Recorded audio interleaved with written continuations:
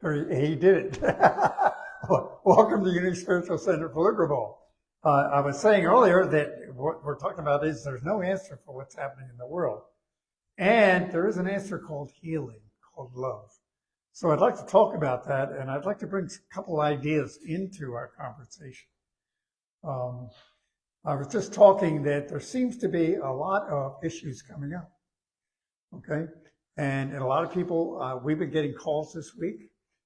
We have members that are experiencing heart attacks. There's even a suicide in the conversation. There's all kinds of things. I just shared a diagnosis of arthritis. So things are coming to the surface to be healed. And the only way they come to the surface is through, hey, here I am.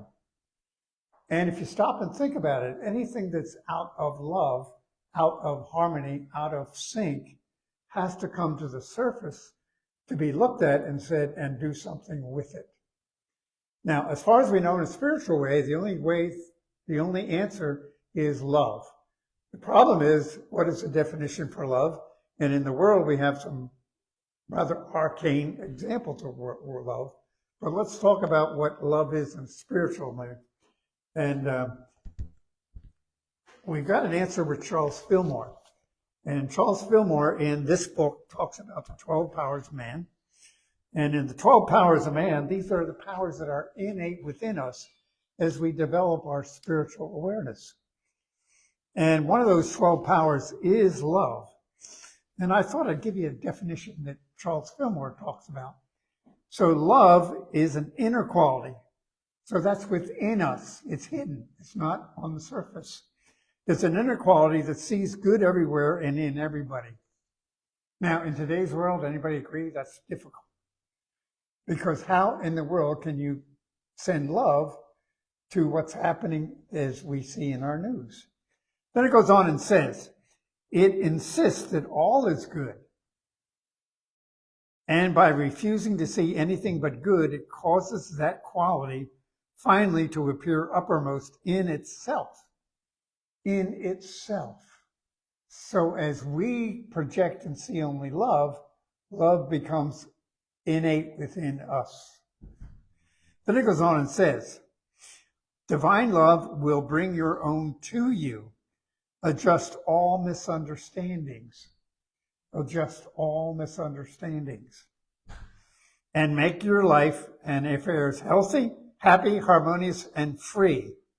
Like the sun, its joy is in the shining forth of its nature, and it doesn't show up until we express love. Now, I have to say, how can I justify expressing love when things ain't the way they should be? And I use the word ain't on purpose, okay? And the idea is not necessarily what's out there, it's what's in here and how I react to it, if that makes any sense. Automatically, human nature pushes back. One of the interesting things I love to do with people sometimes when I'm in a group is just take somebody and ask them to put their hand against mine and push. And you know, automatically people push back. Why? Because it's innate within us to push back on things we don't like. And Jesus is saying the answer is love, which means here in this definition, an inner quality that sees good everywhere and in everybody, refusing to see anything but good, which causes what I'm actually looking for. And then it goes on and says, divine love will bring your own to you. Divine love will bring your own to you. So I have to look inside what is out of kilter. So if I'm saying, here's the key. As in mind, so in kind is a common thing. As a man thinketh in his heart, so is he. So there is a direct correlation between my thoughts and my experience. So who has to take responsibility? And I just shared arthritis with you. Who has to look at that? And what is the answer to healing that? Seeing good everywhere. Which means I have to search my inner self and realize where I'm not seeing good and start seeing good. It's that simple. Everybody get it? Now, the words of love are gratitude, appreciation, right? Harmony. What else? Gifting, praise. Those are all words of love or appreciation. Okay? Now, anybody familiar with words of criticism, condemning, and complaining? Are they including those words? No. So there's a very, very strong correlation between those two creating our outcome. Now, I've been, again, I'm doing more reading this week. And in 2 or 3 different places, I'm running into the idea of collective consciousness. Another group calls it affiliation. Another group calls it tribes. And Terry and I were talking about it earlier, that we gather, when we come into this world, we come in with an affiliation to a group. It could be a racial issue, it could be geographical, could be cultural, could be the family that I grew up in, but we grow up in a family and we're programmed in that affiliation or that tribe. So we buy into and we reflect and operate from all the beliefs that come in with that collective consciousness. And as we come into that collective consciousness, we act out what we've been told to act out as part of that affiliation. If that makes sense. It's like me. One of the things I'm really, really working on is how can people be so upset and angry that they're willing to kill another human being? Anybody agree with that? That's a part. Wow, how? And how can anybody do that? Anybody familiar with programming?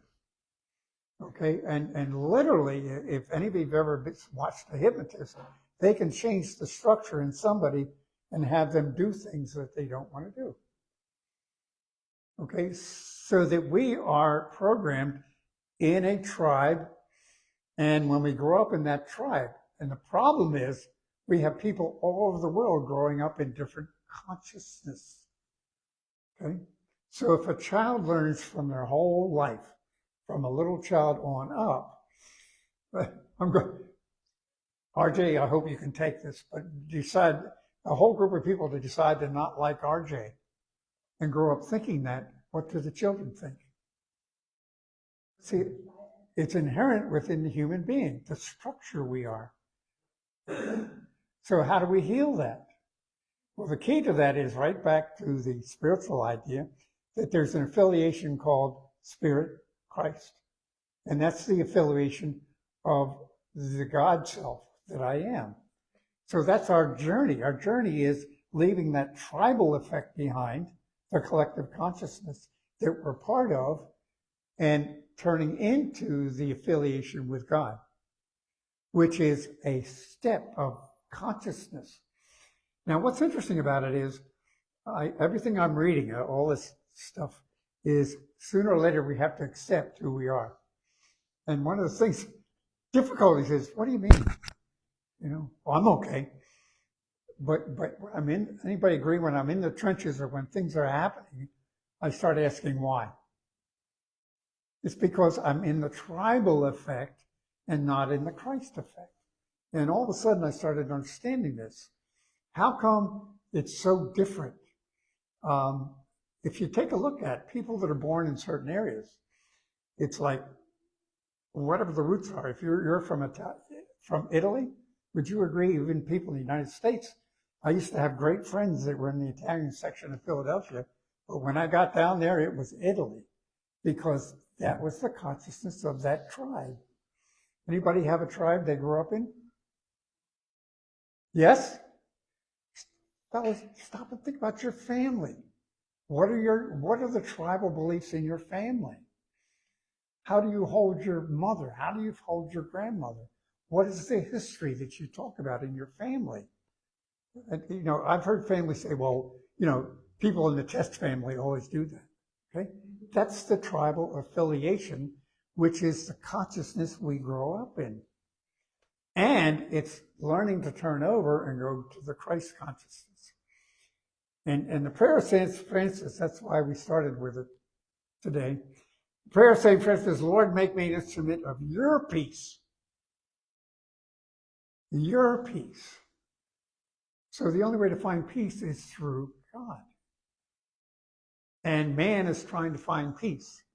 Anybody familiar with the negotiations for peace? It's going on all over the world all the time, and it usually comes apart. Yes or no? Okay, because we keep thinking that it's a man-made possibility. And we've reached a point where it's kind of like the old phrase, cut or get bait. What is it? Cut bait or fish or whatever? Fish or cape, thank you. Thank you for keeping me straight. She fishes a lot. I was thinking of another one, but I had another one, but I couldn't use it. Yeah. You could use the second half and we don't. But it's clear. It really is. I was thinking about what is it? I keep thinking, what are metaphors? This is water. Okay, see it? Now, what's on top? Oil. Do you know physically they cannot get together? The surface tension of oil is different than the surface tension of water. And can I be in one or the other? Yes. Can I be in both of them? No. Now, can I shake it up? Yeah. And see it? Look up. You see some of the air up there? How long does it take to settle out?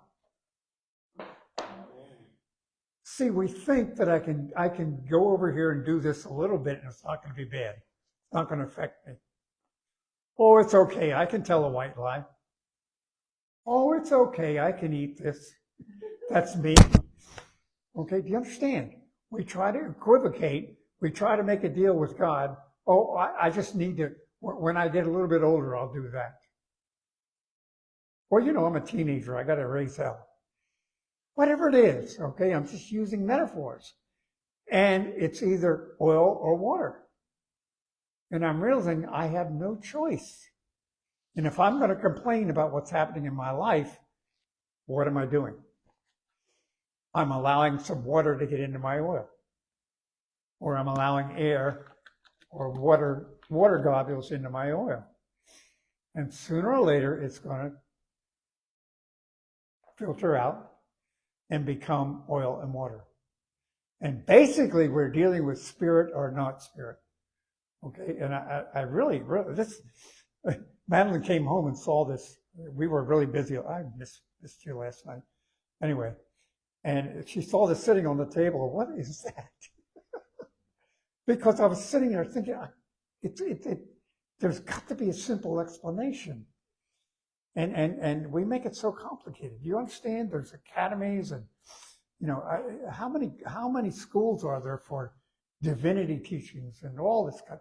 And there's writings from some of the greatest authors, but it's a simple, you're either oil or water. And it's my choice on what I think to create my life. And my life is either an oil life or a water life. It's either a spirit life or a human life. Okay? Now, thank you for allowing me to preach. But it was fascinating to me. And again, you go back to the Bible, and it talks about errors coming to the surface. It talks about in the Beatitudes, for the meek shall inherit the earth, which means the meek, they're the people that turn it over to God, not the meek in our world. The meek in that conversation, meaning I surrender my life to God. And so it's been everywhere, and we don't see it because I don't want to hear it, because it means I have to get serious. Okay? So is that clear? It's either oil or water. And you can mix it too. You want some? Did they come like this? No, I did that. You did that. That's tap water with olive oil. Now you can mix it. Now look at him, he's mixing it. You're going to prove me wrong. Well, there's something I wanted to say about this. Yes. Because it's a lot like what we go through every day. Yeah. In spiritual life. And you have And there it is. And you have spiritual life. And if gonna mix it one time and you're gonna have the key, forget it. It all goes back to two again. So you have to keep mixing. See, and we always rationalize, oh, it's okay. Give it time, it'll go back, and so you gotta keep. Do you see the metaphor? You gotta keep going with it. It's a huge metaphor. You can take it if you want it. Oh, that's all right. I've shaped my life up all the time. I have to. Do you understand? It's an understanding. Okay, and our immediate reaction a lot of times, sometimes it's like I'm in the hospital. Why is God doing this to me? Okay, so why did God allow me to have shoulders that are wrong? It ain't His problem, it's mine. Okay? And again, I use ain't on purpose. And we have all these stories, okay, and someday and all this stuff. So the kingdom of heaven is where? Within. Okay? Make me an instrument of your peace, not my peace, not the world's peace, your peace. So if I'm going to become an instrument of that, I surrender my life to God. Then it goes on and says, where there is hatred, let me sow love. Okay? Now, I'm going to say this again. Where there is hatred, okay, now there's a lot of hatred in the world. And how do you sow love? See, I don't come up and say you should love them. I sow love. Sow means what? It means I take some seed and scatter it. And seed is a metaphor for ideas, for love. So it's up to me. I'm not going to say, I'm going to say, Randy, I love you. Okay, but the key to it is, I think love, I feel love, and I appreciate love. So yes, it is what I say, but it's also what I think. So it's so easy to express hate and look at them, what? And complain and criticize. And that is that's sowing seeds of disruption. So sowing love is just thinking love. In other words, and the definition says refuse to say anything other than good. Now, we just talked about we all grow up in tribes or affiliations or energies. And if I've been trained to hate, and that's part of my subconscious, the problem is getting me to love. Can I learn to love by being hated by you? Do you hear it's crazy. So the only way is to express love in a process, maybe not personally and voluntarily, but sow love. Okay? Yes, no. It's an interesting point. D, you're thinking.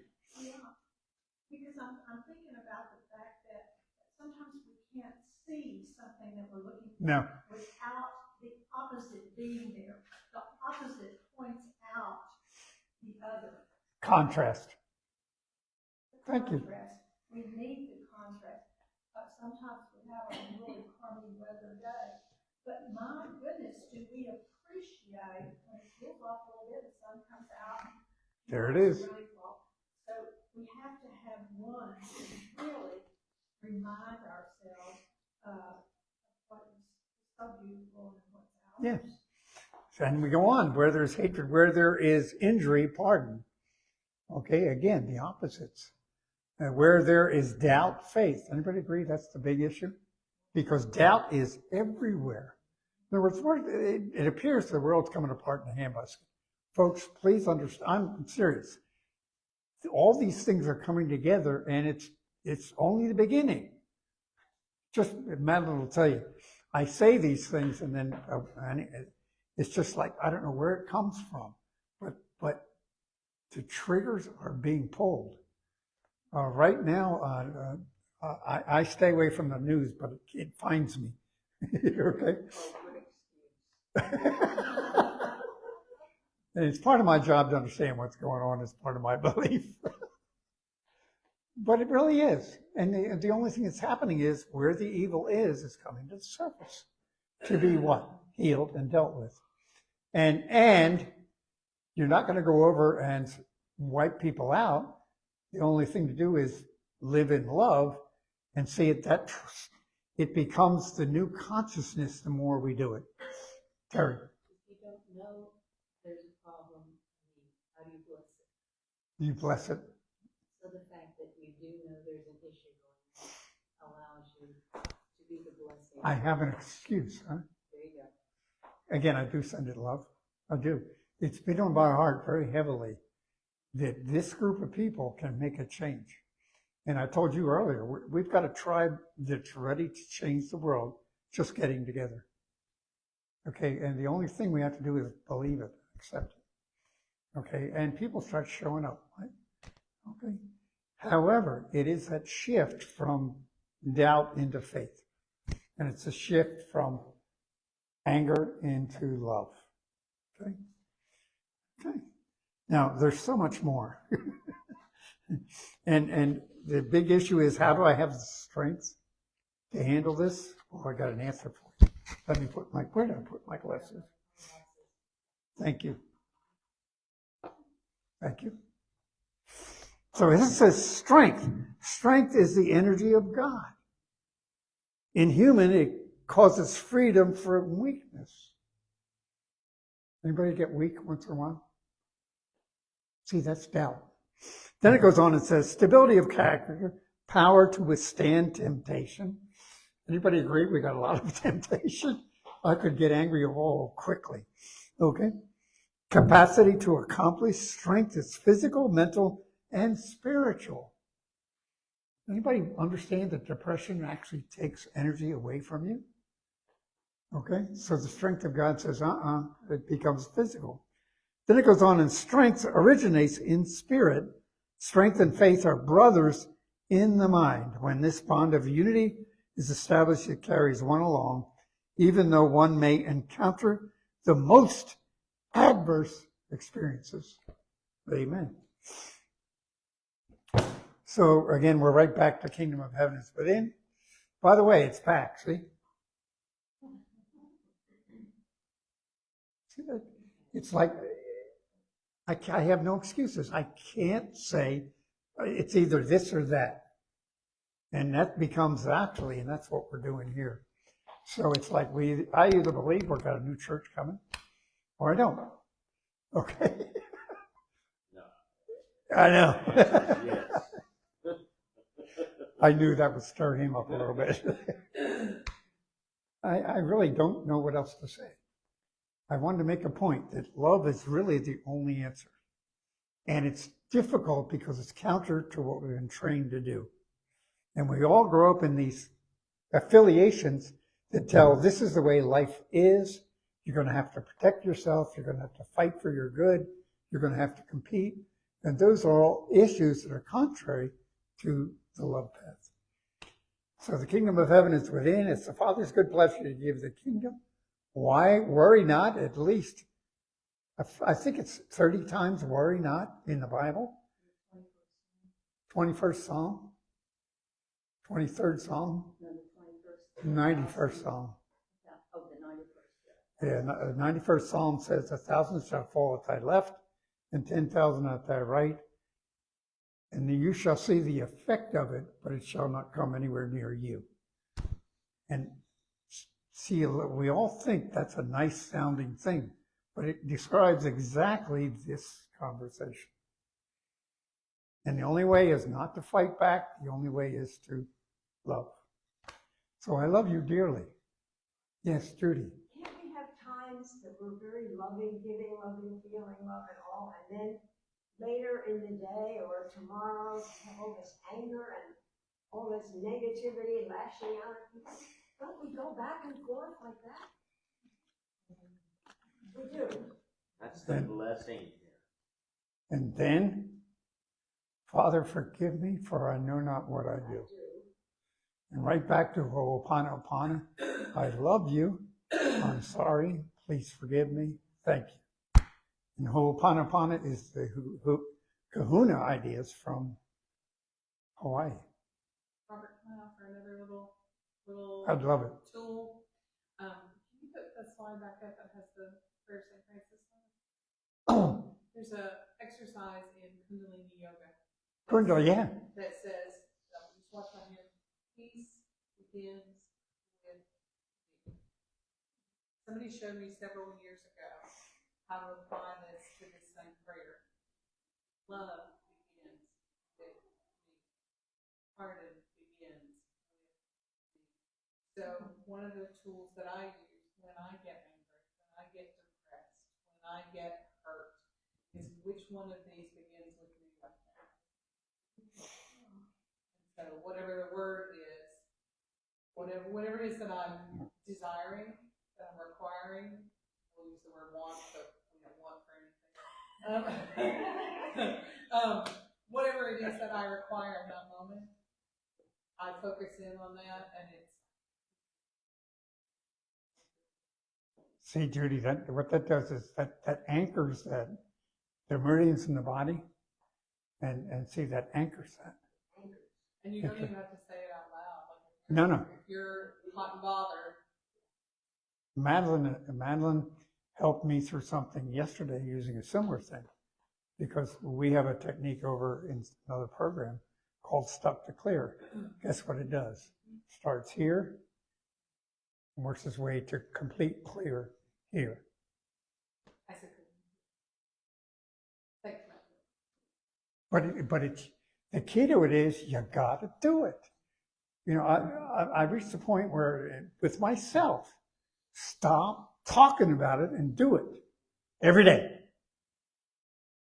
I don't want to accuse. I just want to say my life isn't working the way I think it should. It works well. Don't misunderstand me. It's a blessing. I love here. Okay. And could it be better? Yes. How could it be better? Shut up and listen. So, kingdom of heaven is within each one of us. And it's not somebody else's job. It's us. We think it's the group, and it's important. But you are an individual Christ that has the power and the capability of changing, of working. It's not changing, it's returning it to the way it is, which is the Garden of Eden experience. And we can do that individually together. So I love you. I'm done. I'm finished. You can turn it off. Anybody else have comments? Thank you. See, that's